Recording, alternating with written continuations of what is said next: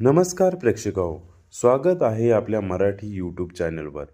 आज आपण पाहणार आहोत मकर संक्रांतीला सर्व महिलांनी आवर्जून पाळला आहे 10 नियम। पहिलं, सकाळी पहाटे उठून आंघोळ करावी। संक्रांतीच्या दिवशी ताजेतवाने मनाने आंघोळ करणे पवित्र मानले जाते।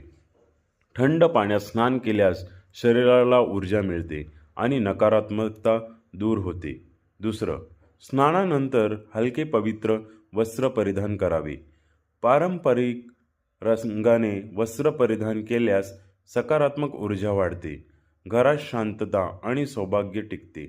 तिसरं, सकाळी सूर्याला अभिवादन करावे। सूर्याला आराध्य देणे आरोग्य, दीर्घायुष्य आणि कुटुंबातील सुख वाढवते। हे पद्धतीने नियमित केल्यास धन वैभव टिकते। चौथं, दान उपकार करावे।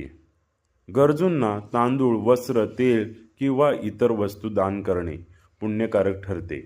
घरात सकारात्मक व समृद्धी वातावरण निर्माण होते। पाचवं, गोड खाणे किंवा तिळगुळ वाटणे। घरात प्रेम, स्नेह आणि सौख्य निर्माण करण्यासाठी तिळगुळ गोड पदार्थ वाटा। हे शुभ संकेत मानले जातात।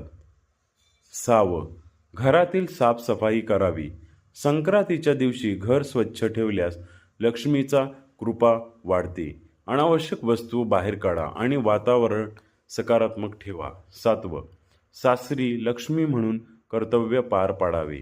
सासरच्या घरात आदरपूर्वक वागणे, स्वच्छता आणि सेवा करणे अत्यंत महत्त्वाचे आहे।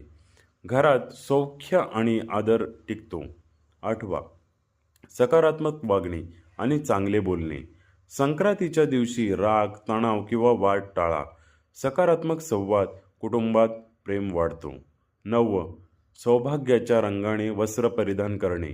हिरवा, लाल, गुलाबी किंवा केशरी रंग शुभ मानले जातात।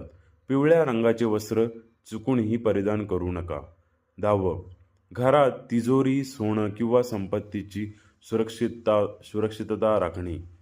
संक्रांतीच्या दिवशी आर्थिक वस्तू नीट ठेवा, अनावश्यक खर्च टाळा। हे घरात स्थिरता आणि समृद्धी टिकवते।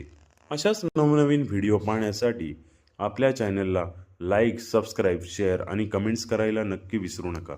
धन्यवाद।